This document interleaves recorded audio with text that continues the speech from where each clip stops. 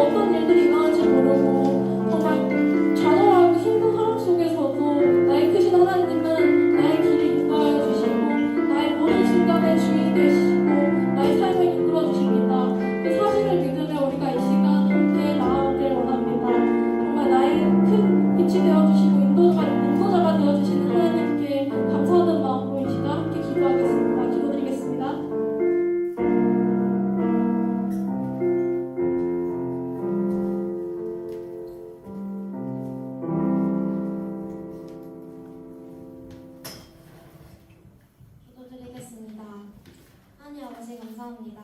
오늘도 이렇게 예배 자리에 나와 주시면 감사합니다. 주님, 저희는 일주일 동안 참 많은 제도를 지었습니다.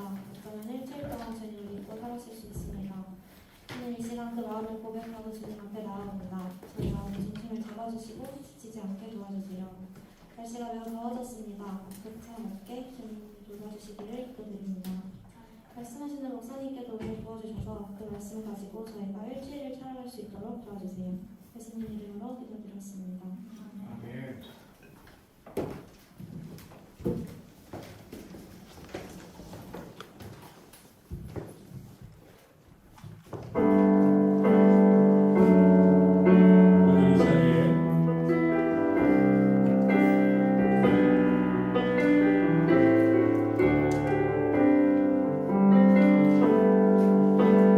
오늘 이 자리에 모인 우리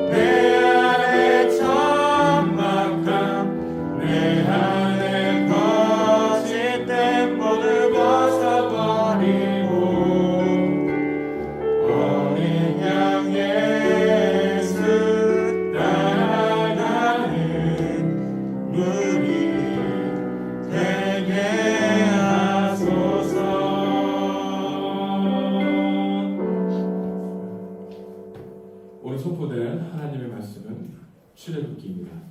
우리 출애굽기 함께 보도록 하겠습니다. 출애굽기 2장 말씀 드리겠습니다. 우리 온라인으로 드리는 우리 가족분들도 출애굽기 말씀 펴주시면 되겠습니다. 출애굽기 2장 1절에서 10절까지의 말씀인데요.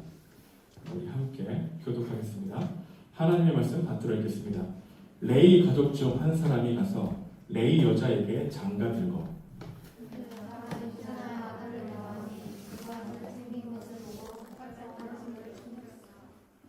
더 숨길 수가 없게 되매 그를 위하여 갈대 상자를 가져다가 역청과 나무진을 칠하고 아기를 거기 담아 나일 강가 갈대 사이에 두고 바로의 딸이 목욕하러 나일강으로 내려오매 시녀들은 나일 강가를 건널 때 그가 갈대 사이에 상자를 보고 시녀를 보내어 가져다가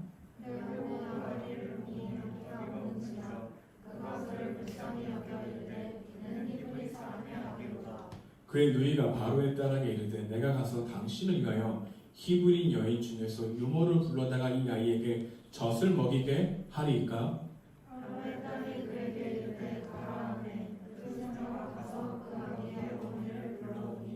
바로의 딸이 그에게 이르되 이 아기를 데려다가 나를 위하여 젖을 먹이라. 내가 그의 삭스를 주리라. 여인이 아이를 데려다가 젖을 먹이더니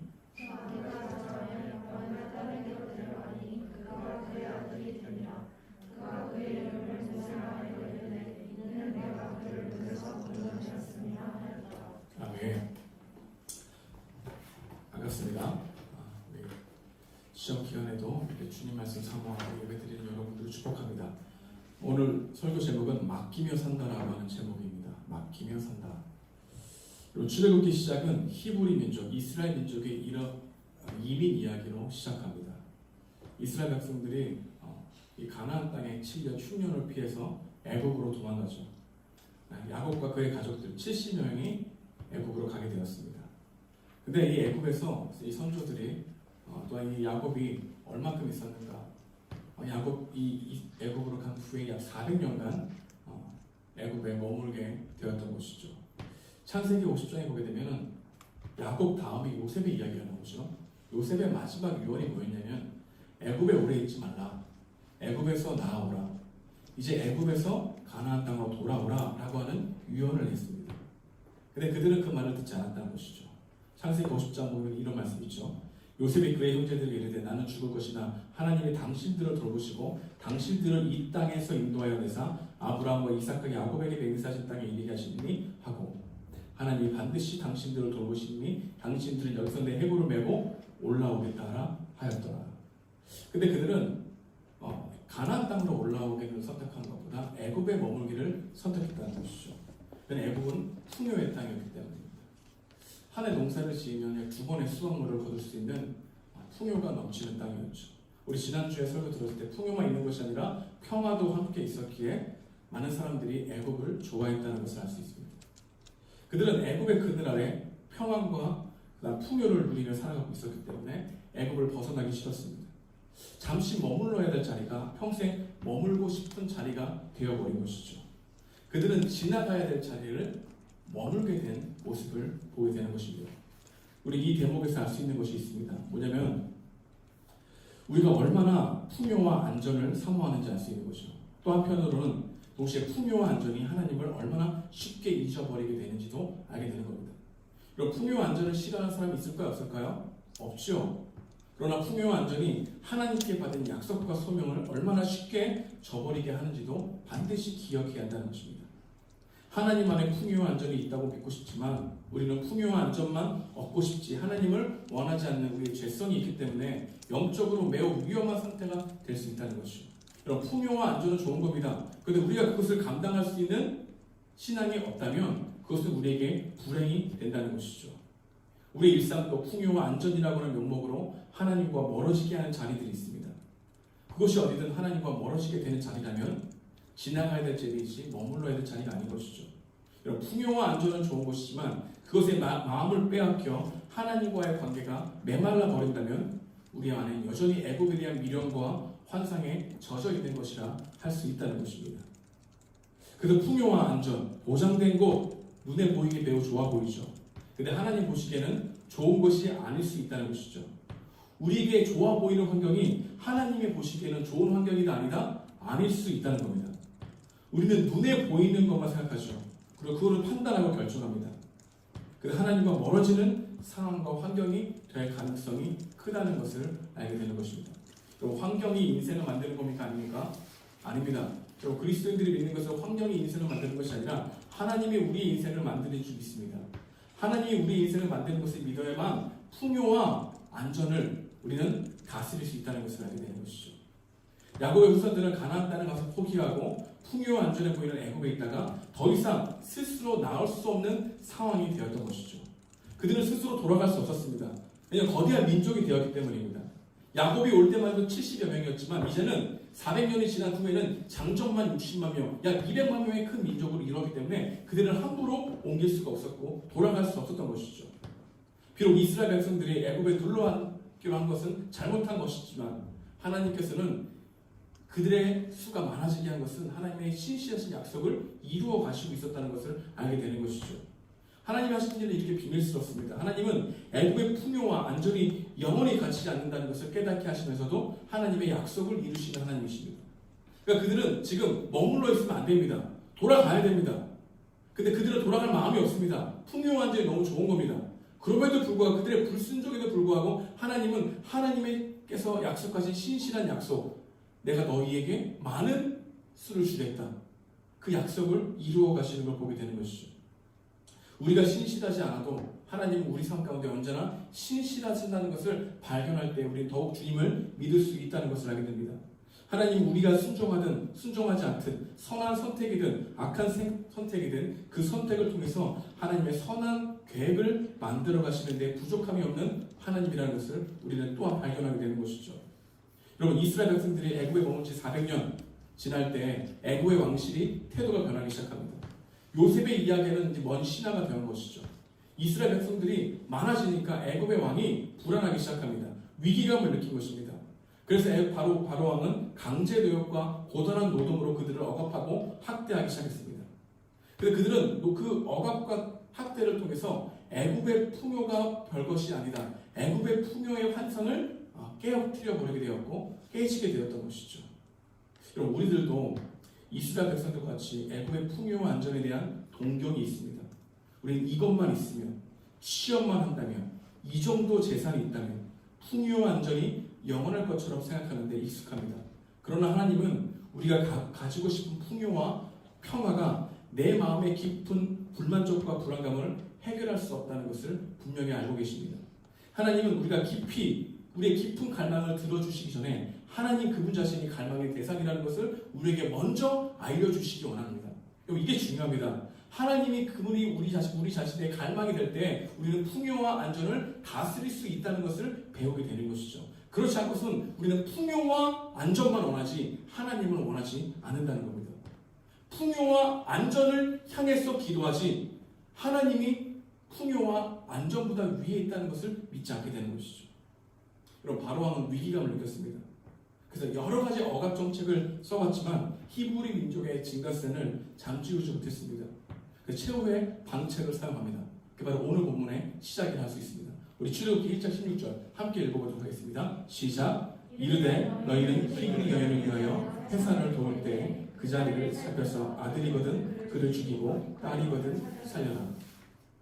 여러분 바로왕의 잔인함을 보게 되죠. 자신의 기득권이 위협당할 수 있을 때 그는 가장 어린 아이, 힘이 없는 어린아이를 죽여버릴 수 있는 잔혹함을 보게 되는 것이죠. 그런 상황 가운데 누가 태어납니까? 모세가 태어나게 됩니다. 모세는 레위 가문입니다. 아므람과 요게벳 사이에서 태어났습니다. 모세가 태어나기 전에 벌써 모세에게는 누나와 형이 있었습니다. 그 누나의 이름이 미리암이죠. 그 형의 이름이 아론입니다. 근데 아론은 죽일 재산에 제외됐습니다. 왜냐하면 3년이 먼저 태어났거든요. 그러니까 아론과 미리암은 전혀 대상에 포함되지 않았죠. 오직 태어난 아이만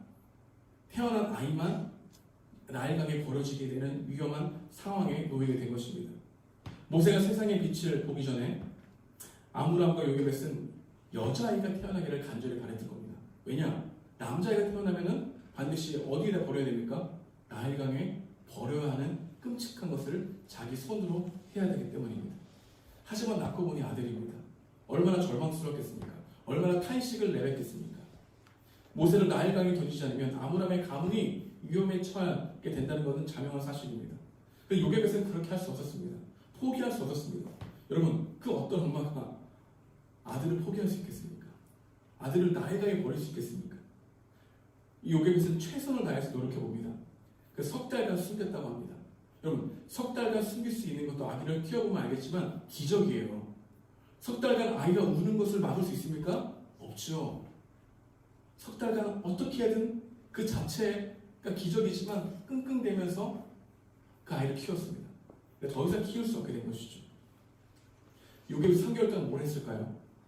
이 명령, 이 말도 안 되는 명령을 취소하게 달라고 하나님께 기도하지 않았겠습니까? 어떻게 하면 이 아이를 나일강에 던지지 않고 살릴 수 있을까? 방법을 모색하지 않았겠습니까? 계속해서 찾고 찾았을 것입니다. 시간이 가면 할수록 정은 덜 들고 아이가 더 잘생겨 보인다는 것은 아이가 더 사랑스러워 보인다는 거 아니겠습니까? 절박한 상황 속에서 그녀가 할 수 있는 일이 점점 없어지는 겁니다. 자기가 할 수 있는 일이 없을 때 그 안에 무기력감이 생겨나게 되는 거죠. 여러분, 우리들의 인생에도 이런 문제가 있습니다. 최선을 다했지만 현실과 상황의 벽이 너무나 크게 느껴지는 문제가 만날 때도 있죠. 어떻게 해야 할지 몰라서 무기력한 마음이 들 때도 있는 것이죠. 하지만 요게벳은 계속해서 찾았습니다. 그래서 결국 하는 게 뭐냐면은 갈대 상자를 만든 거죠. 그리고 갈대에다가 상자를 만들어서 역청과 송진을 발라서 물이 새지 않게 하고 그 아이를 강가의 사이에 놓는 것. 그게 이 요게벳이 할 수 있는 최선의 방법이었던 겁니다. 여러분, 우리 이 대목을 담당하게 읽지만 이 행간에 생략된 내용을 상상하고 읽으면 요게벳이 얼마나 고통스럽겠습니까? 여러분은 살아있는 아이, 눈에 넣어도 아프지 않은 아이를 강가에 넣을 수 있는 용기가 있습니까? 없겠죠. 여러분, 갈대 상자는 그 당시 많은 사람들이 했던 행동입니다. 많은 사람들이 역청과 나무진을 발라서 나일강에 띄웠을 겁니다. 그래서 저는 나일강에 띄운 갈대 상자는 한 개가 아니라고 생각합니다. 수없이 많은 갈대 상자가 있을 거예요. 왜냐? 갈대 상자는 그 당시에 관이었습니다. 다시 말해서 아이를 차마 버릴 수 없어서 이 아이가 살리려는 소망감을 가지고 갈대 상자에 아이를 떠내보내는 거죠. 대부분 떠내보냈을 때 그 아이가 대부분 어떻게 했습니까? 죽었겠죠. 울다가 지쳐 죽었을 수도 있겠죠. 다 아는 방법이었지만 많은 사람들은 이 갈대 상자 안에 무엇을 넣었을까요? 절망과 고통과 비통함을 넣었을 것입니다. 근데 이 요게벳은 이 갈대 상자 안에 소망을 넣고 뛰어보낸다고 하는 이 차이점이 오늘 본문이 주는 메시지의 중요한 포인트라는 겁니다. 이 갈대 상자에 모든 걸 포기하고 내 힘으로 끝났어 하고 떠내보낼 수 있지만 이 요게벳은 절대 포기하지 않는 하나님에 대한 소망함을 그곳에 담고 그 안에 담고 떠내보냈다는 것이죠. 여러분, 갈대 상자, 이 단어가 중요합니다. 이 갈대 상자는 창세기 6장에 나옵니다. 여러분, 노아의 방주 아시죠? 이 방주가 테바라고 하는 단어인데 방주라고 하는 단어가 갈대 상자라는 단어와 같습니다. 그러니까 지금 이 출애굽 기자는 노아의 방주를 생각하고 있는 거죠. 노아가 믿음으로 무엇을 지었습니까? 방주를 지었죠. 그러니까 지금 요게벳이 믿음으로 무엇을 짓는 겁니까? 갈대 상자를 지은 거죠. 그것을 대비해 주는 겁니다. 갈대 상자는 많은 사람들에게는 고통과 절망과 포기였지만 요게벳에게는 이 갈대 상자가 하나님을 향한 소망이었다는 것을 대비시켜 주고 있는 것이죠. 그러니까 모든 사람이 그렇겠다는 게 아니라 우리는 이 요게벳의 행동을 통해서 우리가 처한 상황에서 무엇을 해야 하는지 어떤 소망을 가져야 되는지를 알게 되는 겁니다.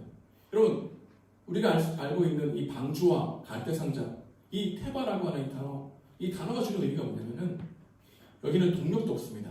방향키도 없어요. 그래서 어디로 갈지 몰라요. 오직 물의 흐름에 따라 흘러갈 수밖에 없는 상황입니다. 철저하게 무기력한 상자가 갈대상자입니다. 여러분, 그 갈대상자를 무기력하게 내놓을 수 있는 현실은 똑같죠. 근데 그 현실을 바라보는 눈은 다르다는 겁니다. 어떤 사람은 절망을 놓고 뛰어보내지만 어떤 사람은 마지막 소망을 놓고 뛰어보내는데 그 뛰어보낼 때 누구를 소망한다는 겁니까? 하나님을 소망한다는 것입니다. 그래서 하나님을 소망할 수 있는 마음이 생겨야 되는 것이죠. 여러분, 우리가 생각해봐야 될 것이 있습니다. 왜 여러분들도 이런 갈대상자 같이 절망 가운데 처한 상황이 있을 때 거의 포기하고 어떻게 되겠지 자포자기하는 경험이 있습니까? 여러분 거기에 하나님이라고 하는 신명막측하시고 전능하신 그 하나님이 나의 삶을 도우실 거라는 기대감을 가지고 여러분의 그 절박한 상황 가운데 여러분이 내 힘으로 안 된다는 그 현실 가운데 하나님에 대한 기대감을 가지고 살아간 적 있습니까? 오늘 본문 너무 중요한 말씀이죠. 아까 우리 찬양팀에서 찬양할 때 요게벳의 노래가 나오죠. 그 가사 중에 이런 말씀이 있습니다. 너의 삶의 참 주인, 너의 참 부모이신 하나님, 그 손에 너의 삶을 맡긴다. 너의 삶의 참 주인, 너를 이끄시는 주, 하나님, 그 손에 너의 삶을 드린다. 여러분, 우리의 삶을 하나님께 맡기는 삶, 이것이 우리 삶에 매일매일 있어야 될 것이죠. 근데 우리는 우리의 현실에 부딪히면 나를 스스로 자학하거나 현실을 외면하거나 절망 가운데 그냥 내팽개치거나 그냥 그 현실을 수긍해서 내 마음대로 살아가거나 그런 상황을 겪게 되는 것이죠. 하지만 우리는 절망 가운데 현실, 내가 할 수 없다는 무기력감을 만났을 때 하나님께 나의 삶을 맡기려고 하는 마음이 있는가 없는가를 진단해 볼 필요가 있다는 겁니다. 우리 인생을 살아가면서 하나님께 맡겨드려야 할 때가 많다는 거죠. 학업을 맡겨드려야 될 때, 취업을 맡겨드려야 할 때, 미래를 맡겨드려야 할 때, 건강을 맡겨드려야 할 때가 있다는 겁니다. 우리의 삶의 참 주인이 하나님이라는 사람을, 하나님이라는 분을 믿고 있다면 저는 맡길 수 있는 것이죠. 그리고 염려는 맡기는 겁니다. 염려를 맡겼다는 것은 결과 또한 맡겼다는 겁니다. 여러분, 하나님께 맡겼다는 것은 내 모든 결과를 하나님께 맡겼다는 거죠. 내어 맡기는 믿음의 결단이 우리 삶에 필요하다는 겁니다. 여러분, 최선을 다해도 안 될 수 있습니다. 최선을 다했는데 떨어질 수 있어요. 최선을 다했는데 건강을 지키기 노력했는데 병에 걸릴 수 있습니다.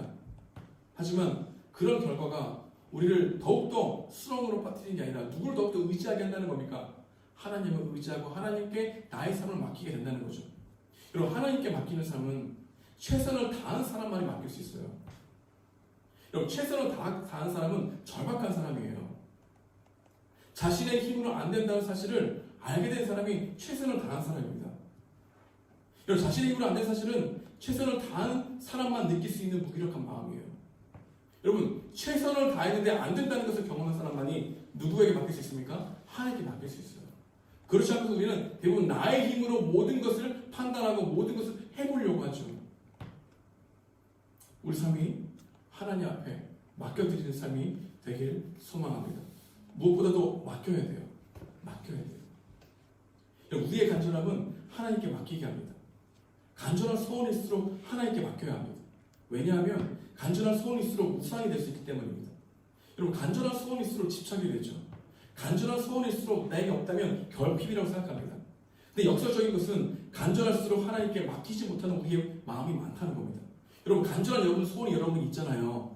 근데 여러분이 간절한 소원이 있을수록 하나님께 맡기는 상황으로 가는 게 아니라 나의 힘, 하나님 외에 다른 것을 의지하려고 하는 행함으로 나가는 게 우리의 모습이라는 겁니다.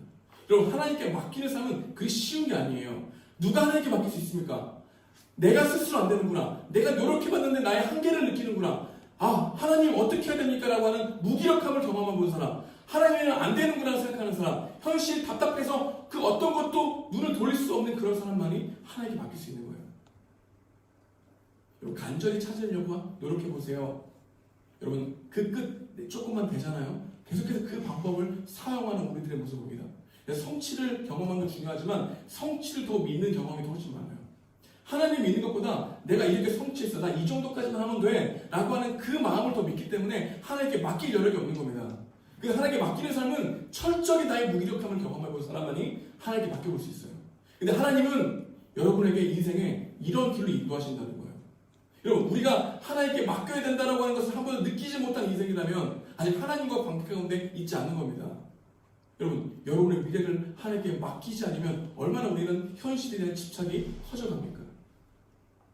여러분, 하나님께 맡길 수 있는 사람, 자신의 한계를 경험해 보게 되면 자신이 톱밥으로만 안 된다는 것을 알게 되죠. 그 나의 계획, 나의 생각, 그것이 다가 아니라는 것을 알게 된 사람만이 확률을 넘어서는 믿음이 생겨나는 겁니다. 여러분, 하나님께 맡기는 삶은 확률을 따지는 삶이 아닙니다. 우리의 삶은 언제나 확률과 믿음 그 사이에 존재하고 있죠. 확률은 우리의 행동 양식을 지배합니다. 우리는 불확실한 것을 판단할 때 확률로 기준을 삼고 있죠. 하지만 그 확률 또한 불확실한 것이죠. 여러분, 하나님께 맡길 때는 확률로 따지는 게 아니라 하나님을 확신하는 겁니다. 그게 신앙이에요. 하나님이 합력하여 선을 이루신다는 것은 확률로 따지는 삶이 아니라 하나님의 선하심을 확실히 믿고 있기 때문에 확률이 아닌 하나님을 믿게 되는 것이죠.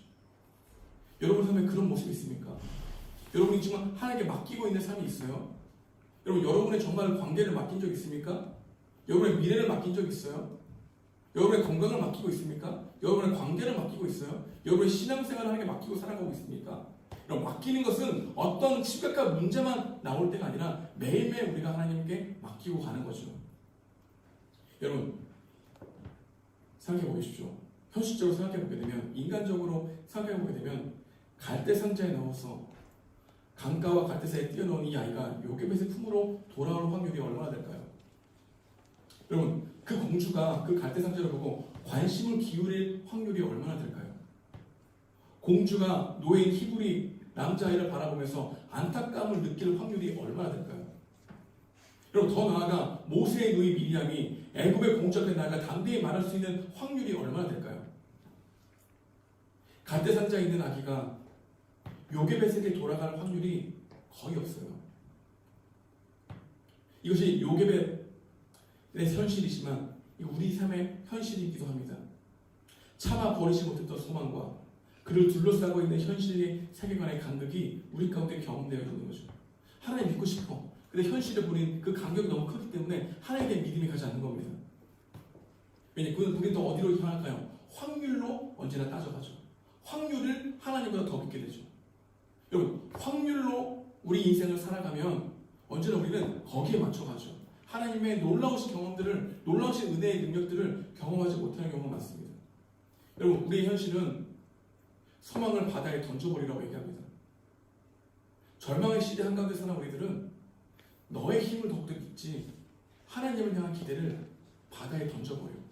여러분, 그게 나의 강가에 바로의 말에 두려움을 쌓인 많은 사람들이 던져버린 소망 없는 모습이었어요. 여러분, 소망을 바다에 던져버리게 되는 거예요. 우리 삶에 너무 많다는 겁니다. 여러분, 하나님 믿으십니까? 여러분, 하나님을 믿으십니까? 하나님 더 믿어야 돼요. 여러분, 하나님 믿고 있지 않아요, 우리는. 내가 지금 맡기고 있지 않다면 하나님을 믿고 있는 게 아니라 하나님을 관념적으로 알고 있는 것입니다. 우리는 하나님, 그 진리를 믿는 사람들이 아닙니다. 자기가 좋아하는 것을 믿기 원하는 사람들이죠. 여러분, 하나님을 믿으려고 하는 사람이 아니라 자기가 좋아하는 것을 믿으려고 하는 사람이기 때문에 하나님 그분을 믿으려고 하는 이 노력이 우리 가운데 없다는 걸 알게 되는 거예요.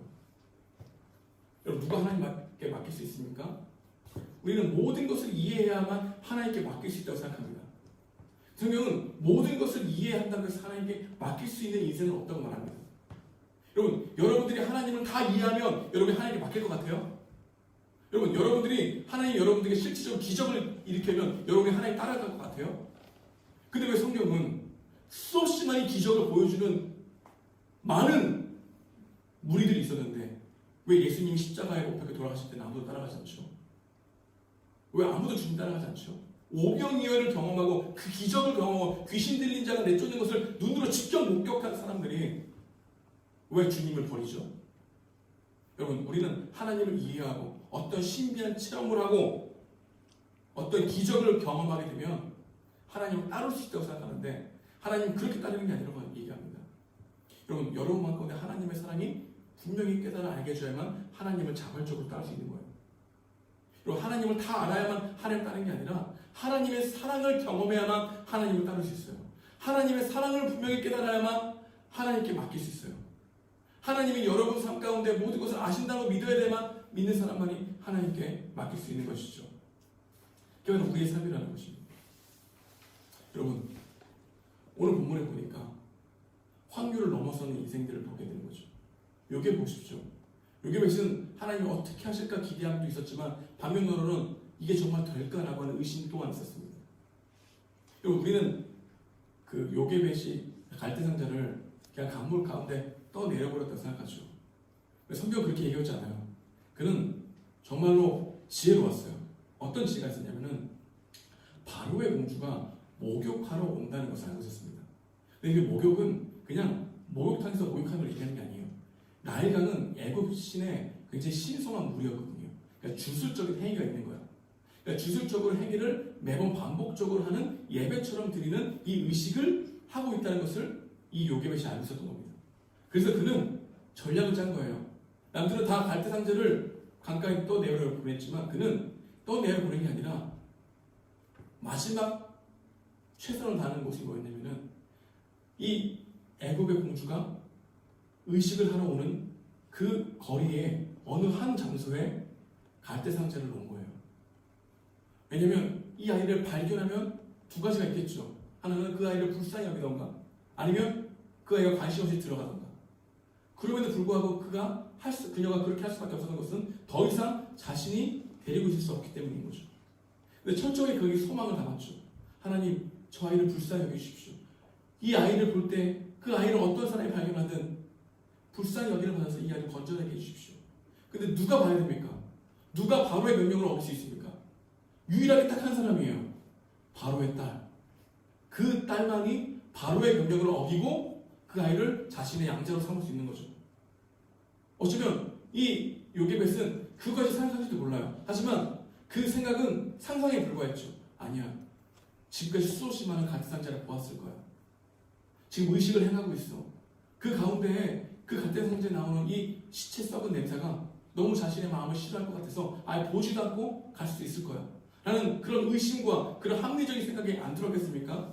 들었죠. 그런데 그는 그것을 지금 생각할 여유가 없는 거죠. 끝까지 지금 하나님 붙들고 갈대 상자를 강과 갈대 사이에 넣는 겁니다. 놀라운 일이 일어나죠. 어떤 일이 일어납니까? 이 애굽의 공주가 발견합니다. 그 발견하고 시녀를 통해서 갈대 상자를 가지고 오라고 얘기하죠. 근데 그것까지는 할 수 있어요. 근데 그 아이를 딱 열어보니까 아이가 웃고 있는 게 아니라 울고 있었어요. 근데 울 때 성경에 보니까 불쌍히 여겨 라는 말이 있죠. 여러분 이게 중요합니다. 불쌍히 여겨. 근데 이 단어가 하나님의 긍휼을 설명할 때만 쓰이는 단어거든요. 근데 하나님의 긍휼을 설명할 수 있는 단어가 지금 누구의 마음에 심겨진 겁니까? 바로의 공주의 마음에 심겨진 거죠. 그러니까 그 불쌍히 여기는 마음을 누가 주셨다는 겁니까? 하나님이 그 여인에게 공주에게 줬다는 거죠. 불쌍히 여기는 마음이 생기자 그 아이를 데려가야 되겠다는 마음이 들죠. 그때 그것을 본 미리암이 그 공주에게 히브리 민족 그 중에 유모를 데려다가 이 아이에게 젖을 먹이는 게 어떻습니까? 라는 말을 하죠. 왜냐하면 애굽의 공주는 노예인 히브리인과 상종도 하지 않았지만 자신의 몸을 노예에게 줄 수도 없었습니다. 그러니까 아무리 젖이 나와도 그 젖을 아기에게 물릴 수 있었을까 없었을까요? 없었다는 거죠. 그러니까 이건 모든 것을 사귀었던 거죠. 근데 중요한 것은 이 미리암이 얘기했을 때 이 애굽의 공주가 엄마가 오나 보다 라고 하는 것을 추측했을까요? 못했을까요? 했을 겁니다. 어떻게 쉽게 데리고 와? 여러분 젖을 먹이는 아이가 어떻게 쉽게 데리고 올 수 있을까요? 엄마를. 근데 긍휼함이 모든 것보다 컸죠. 하나님의 긍휼함이 그에게 부어지자 이 모세를 양자로 삼아야 되겠다는 이야기를 하고 있는 거죠. 근데 여러분 이 이야기는 하나님께 맡겨야 된다라고 하는 이야기도 주기도 하지만 왜 출애굽 시작할 때 이 이야기를 하고 있는가? 여러분 출애굽기 전체를 보십시오. 출애굽기 전체 보게 되면은 모세가 누구를 인도하는 겁니까? 이스라엘 백성들을 인도하죠. 그러니까 애굽의 통치와 질서 안에서 그를 건져내어 하나님께로 인도하는 사람이 누굽니까? 모세죠. 근데 모세 또한 어떻게 건짐을 받았죠? 물에서 건짐을 받았죠. 근데 물에서 건짐을 받았을 때 그가 어떤 은혜를 누렸습니까? 하나님께서 부어주실 그 긍휼한 마음을 이 애굽의 공주에게 부어줘서 자기 자격 없는 자신에게 물에서 건져내는 그 은혜를 경험했죠. 자녀됨을 경험했죠. 여러분 이것이 우리에게 어떤 의미가 있냐면 이스라엘 백성들을 어떻게 인도하실지를 생각한 겁니다. 지금 성경은 작은 이야기 안에 성경의 큰 그림을 쓰고 있거든요. 근데 이 작은 이야기 안에 무엇이 담겨있냐면 하나님께서 모세라고 하는 사람을 통해서 이스라엘 백성들을 홍해를 건너가게 하는 물에서 건져내는 일을 해 가실 텐데 그 해 가실 때에 하나님의 그들을 구원하신 마음은 어떠해야 하는가?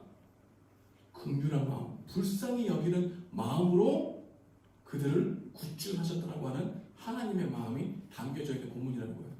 그러니까 성경에서 하나님이 우리를 향한 긍휼한 마음, 불쌍히 여길 마음, 애틋하셔서 자기 자신을 주고 싶어하는 마음을 느끼지 못하면 우리는 절대로 하나님께 우리의 인생을 맡길 수 없다는 겁니다. 여러분, 이 일이 또 어떻게 일어나죠? 여러분, 예수님께서 십자가에 못 박히실 때 그 옆에 많은 여자들이 있었죠.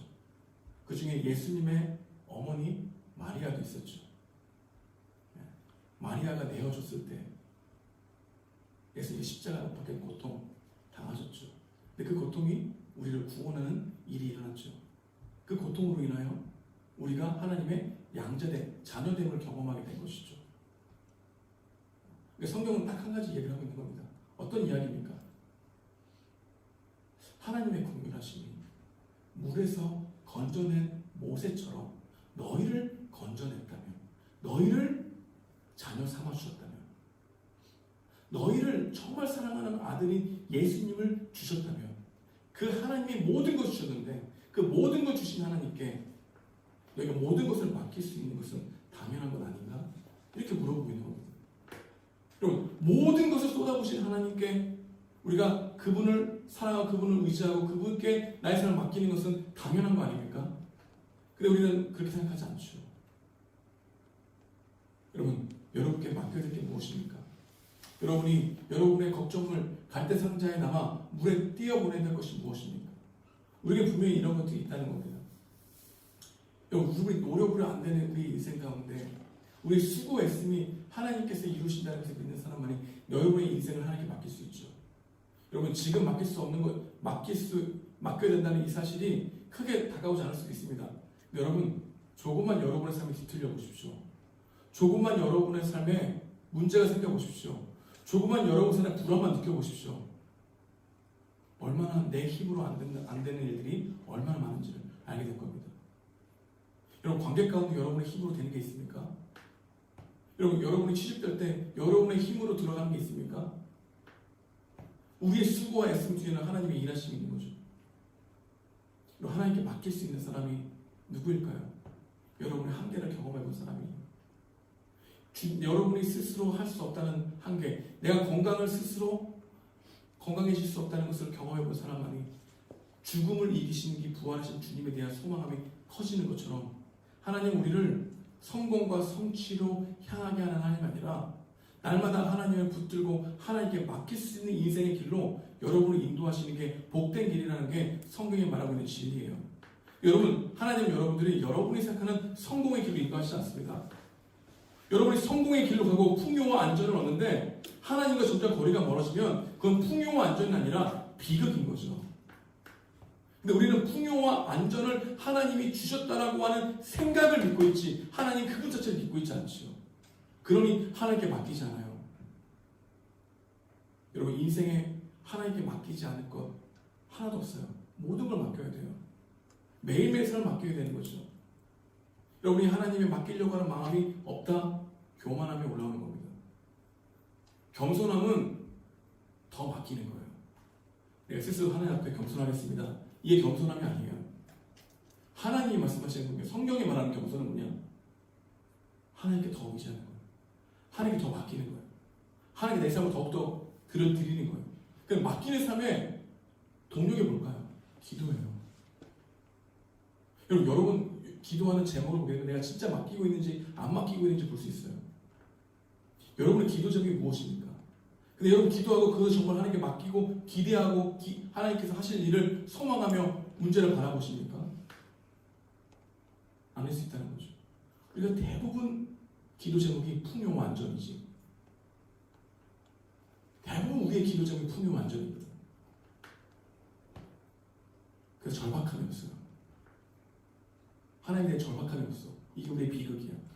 그래서 우리는 가난함을 이겼지만 부유함을 이기지 못했습니다. 그러니까 불량을 이길 수 있는 길은 철저하게 내가 하나님 없으면 안 된다는 것을 느낄 때예요. 근데 복음은 어디를 인도하느냐? 여러분의 성취로 인도하는 게 아니고 여러분의 성공으로 인도하는 게 아니고 풍요와 안전을 인도하는 게 아니라 하나님 그분으로 인도하는 거예요. 하나님 그분 없으면 안 된다는 사실과 환경으로 인도하는 거예요. 근데 좋은 환경이 꼭 좋은 것이 아니야. 좋은 환경이 나쁘게 될 수 있어요. 좋은 환경이 우리에게 더 비극이 될 수 있는 거예요. 좋은 환경이 아니라 좋으신 하나님을 더욱더 믿고 살아가는 은혜가 소망합니다. 여러분의 인생은 그 누구에게 달려있는 게 아니라 하나님께 달려있어요. 여러분, 이것을 날마다 경험하는 인생이 바로 우리들의 인생의 겁니다. 어디서 경험할 수 있을까요?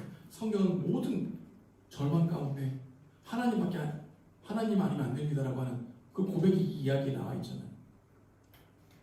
여러분, 하나님 믿는다는 게 뭘까요? 하나님께 여러분을 맡기는 겁니다. 여러분의 구원을 맡기는 거예요. 여러분의 미래를 맡기는 거예요.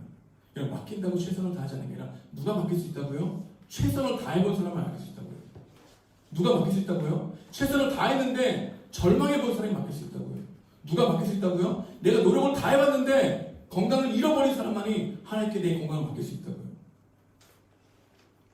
여러분, 간절히 원한다면 그 간절히 원하는 것이 하나님께 맡기게 되는 은혜가 있게 소망합니다. 근데 우리 비극은 간절히 원할수록 하나님께 맡기지 않는다는 거예요. 간절히 원할수록 그것이 우리에게 집착이 되고 우상이 되면 하나님이 아닌 하나님 외에 다른 것들에게 맡기게 되는 거예요. 우리는 언제나 이 생각에서 자유롭지 못해요. 언제나 이 사이로 왔다 갔다 하는 문제예요. 하나님께 맡길 수 있는 인생 되기 소망합니다. 경험하게 보기 원합니다. 그래서 저는 여러분들이 고난을 당했다. 그러면 정말로 힘들죠. 아, 어떡해? 라는 생각이 있죠. 사실 한편으로는 하나님께 맡길 수 있는 길이구나. 아, 여러분들에게 힘듦이 있다. 내가 지금 어디를 다 계속해서 이력서 넣는데 계속해서 안 돼. 아, 하나님께 맡기라고 하시는구나. 라고 하는 생각이 여러분의 믿음이 되길 소망합니다. 여러분, 취업하는 게 더 중요한 게 아니라 하나님께 맡기는 것을 경험해보는 인생이 더 중요한 거예요. 그런 경험이 우리 가운데 쌓여 우리가 그 경험을 뒤에 계신 하나님을 더욱더 신뢰할 수 있는 여러분과 제가 되길 주님의 이름으로 축복드립니다. 기도하겠습니다.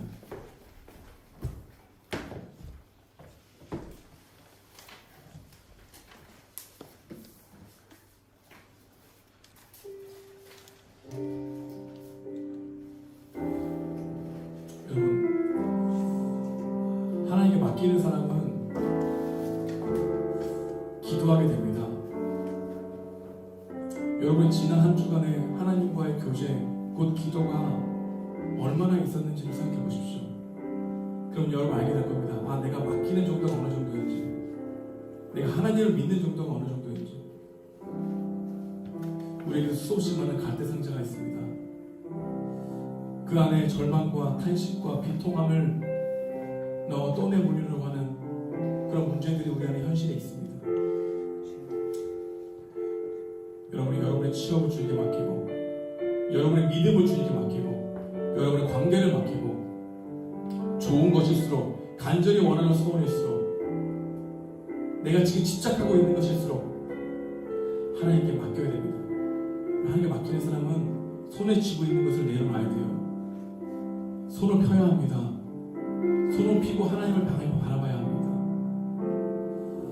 여러분, 오늘 말씀 가운데 여러분이 주신 은혜가 있다면 그래서 붙들고 기도하는 시간 되기 원합니다. 같이 기도하시겠습니다. 하나님 감사합니다. 우리의 삶을 되돌아봅니다. 하나님, 성령께서 역사해 주십시오.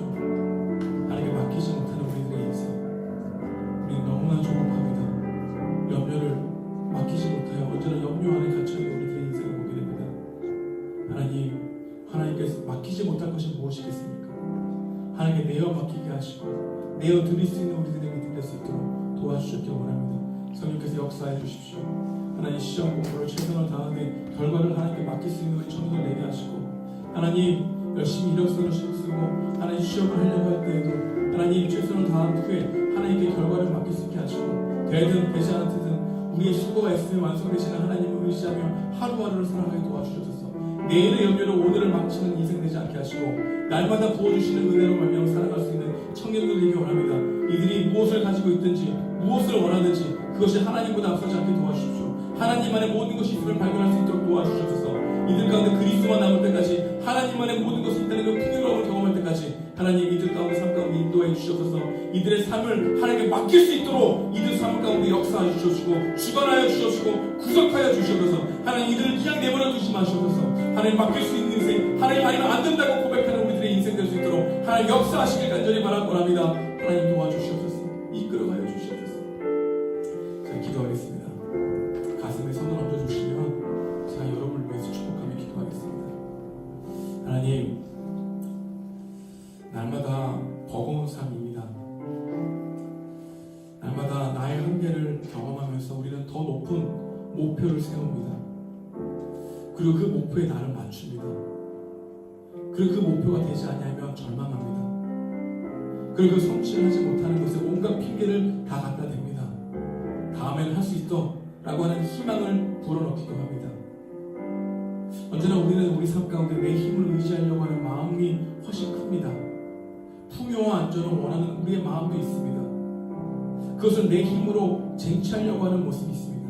많은 사람들이 다 그렇게 하기 때문에 그렇게 희망을 가지고 살아가는 우리들의 모습도 있습니다. 하나님, 오늘 요괴벳을 통해서 우리의 갈대상자 안에 무엇을 넣어야 되는지를 알게 됩니다. 하나님께 맡기는 그 믿음을 넣어야 되는 줄 믿습니다. 하나님, 맡긴다고 해서 최선을 다하지 않는 것이 아니라 최선을 다한 사람이 맡길 수 있다는 것을 알게 됩니다. 하나님, 이들이 삶을 살아갈 때 실패를 하게 될 거고, 삶을 살아갈 때 낙심도 하게 될 거고, 삶을 살아갈 때 내 힘으로 안 된다라고 하는 처절한 무기력함도 경험하게 될 텐데, 그럴 때 하나님이 생각나서 하나님께 맡긴다고 고백하고 하나님이 의지하는 것보다 더 중요한 게 없다고 하는 신앙의 고백이 있게 도와주셔서 나의 참 주인은 하나님이시며 나의 삶을 주님께 맡긴다고 하는 고백으로 찬양으로 그 삶을 이겨낼 수 있도록 우리 청년들의 삶을 붙들어 주시고 마음을 붙들어 주셨기를 원합니다. 인도하여 주셔서 하나님, 일주일간 살아갈 때 무릇 지키만 한 것보다 마음을 지키게 하시고 세상에서 더욱더 성공해라, 너희가 스스로 하는 소망을 버리라고 하는 이 마음을 듣지 않고 이 말의 소리에 민감하지 않고 하나님께 소망을 두며 살아가는 이 소리에 민감하는 우리 청년들 되기 원합니다. 함께하여 주옵소서. 이들을 축복하며 기도합니다. 예수님의 이름으로 기도드리옵나이다. 아멘. 이렇게 내가 무엇을 가지고 이렇게 찬양하고 헌금하겠습니다.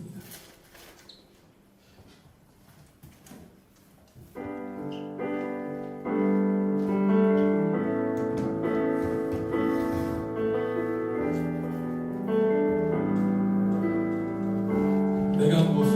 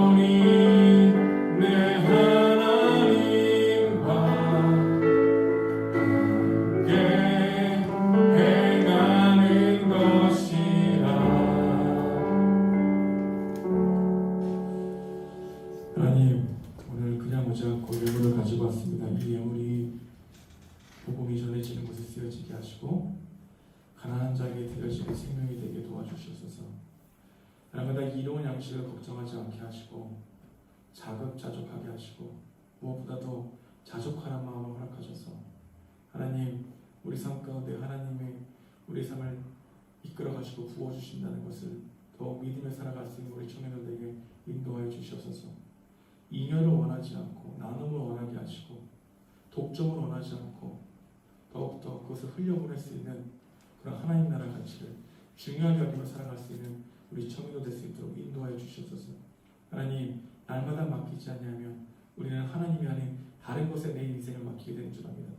하나님보다 다르게 내 인생을 맡겨야 될 그 어떤 것도 없습니다. 하나님이 우리 인생의 주인 되시고 우인 되시의 모든 것을 인도하시고 나의 길이 되시고 나의 진리 되시며 나의 생명이 되신 줄을 고백하며 우리 청년들이 맡기고 살아갈 수 있는 인생 될 수 있도록 도와주시옵소서. 이제는 우리 구주 예수 그리스도의 은혜와 하나님의 극진하신 사랑과 성령님의 감화하시고 교통하심이 한 걸음 한 걸음 나의 모든 문제를 맡기기 원하는 우리 청년들 머리 위에 영원토록 하나님의 임재가 가득할지어다. 아멘.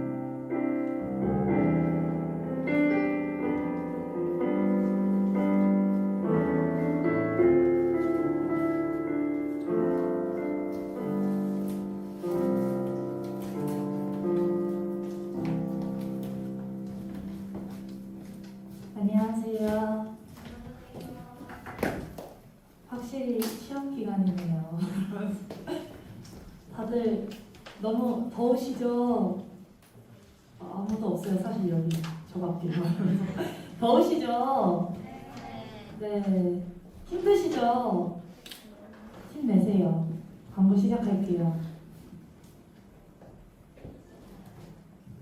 네.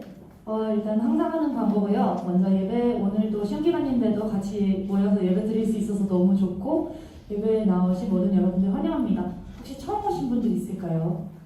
네, 온라인으로 처음 오신 분들은 여기 아래 있는 목사님 번호로 연락 주시면 될 것 같고요.